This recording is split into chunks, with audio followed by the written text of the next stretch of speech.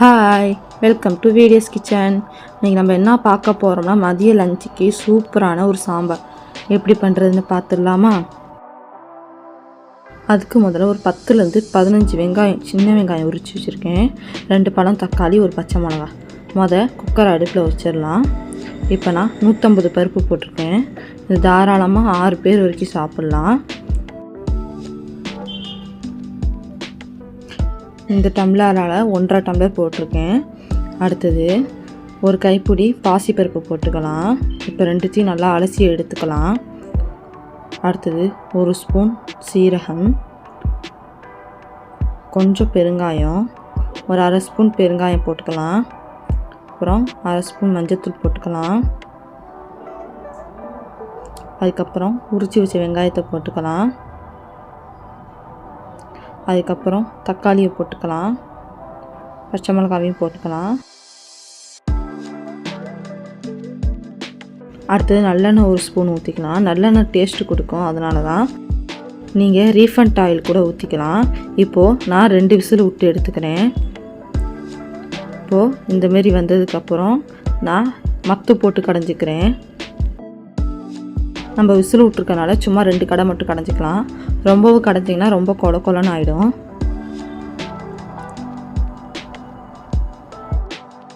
அடுத்தது சாம்பார் தாளிச்சிடலாம். அதுக்கு ஒரு பல்லாரி எடுத்திருக்கேன், 2 தக்காளி எடுத்திருக்கேன், ஒரு கொத்து கருவேப்பிலை எடுத்திருக்கேன். இப்போ அடுப்பை ஆன் பண்ணிக்கலாம். இப்போ சட்டி காயிட்டோம். கடாய் காஞ்சதும் தேவையான அளவு எண்ணெய் ஊற்றிக்கலாம். ஒரு 2 ஸ்பூன் எண்ணெய் ஊற்றிருக்கேன். 1 ஸ்பூன் சீரகம் போட்டிருக்கேன்.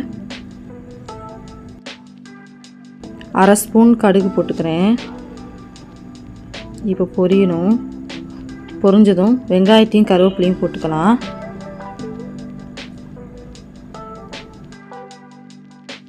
இப்போது வெங்காயத்தோட நான் ஏன் கருவேப்பிலையை போடுறேன்னா, கருவேப்பிலையில் ஈரம் இருக்கும். அதனால் வெறும் எண்ணெய் தாளிக்கிறப்ப போட்டோம்னா வெடித்து மேலேலாம் தெரிக்கும். அதனால் நான் வெங்காயத்தோட கருவேப்பிலை போட்டு வதக்குனேன்னா தெரிக்காது. இப்போது கண்ணாடி பதத்துக்கு வெங்காயத்தை நல்லா வதக்கிக்கலாம். இப்போது நான் 1 வரமிளகா போட்டுக்கிறேன். பச்சை மிளகா இருக்கிறவங்க பச்சை மிளகாவும் போட்டுக்கோங்க. நான் சாம்பாரில் பச்சை மிளகா போட்டதுனால தாளிக்க வரமிளகா போட்டுக்கிறேன். கொஞ்சமாக பெருங்காயம் சேர்த்துக்கிறேன். இப்போ வதக்கி விட்டுக்கலாம். இப்போது இந்த அளவுக்கு வதங்கினதுக்கப்புறம் தக்காளி போட்டுக்கலாம்.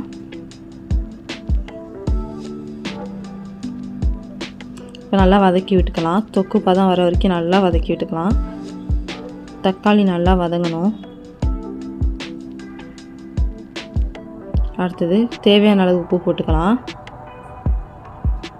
இப்போ நல்லா வதக்கி விட்டுக்கலாம்.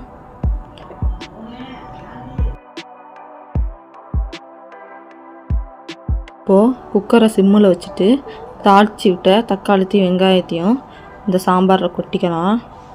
இப்போ நல்லா சாம்பாரோட கலக்கி விடுங்க.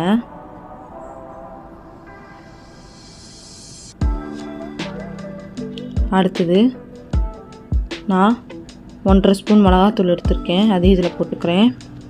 அடுத்தது 1.5 ஸ்பூன் தனியாத்தூள் எடுத்திருக்கேன், அதையும் இதோட போட்டுக்கிறேன். அப்புறம் ஒரு எலுமிச்சம்பழம் சைஸு புளி ஊற வச்சுருந்தேன், அதையும் கரைச்சி வடிகட்டி எடுத்துக்கிறேன். இப்போது அதையும் நான் சாம்பாரில் ஊற்றிக்கிறேன். இப்போது நல்லா 5 நிமிஷம் வரைக்கும் நல்லா கொதித்து வரணும்.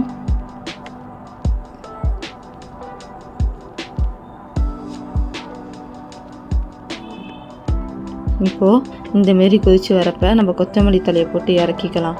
அவ்வளோதாங்க, வீட்டிலே ரொம்ப டேஸ்டியான மதிய லஞ்சுக்கு சுட சுட சாம்பார்.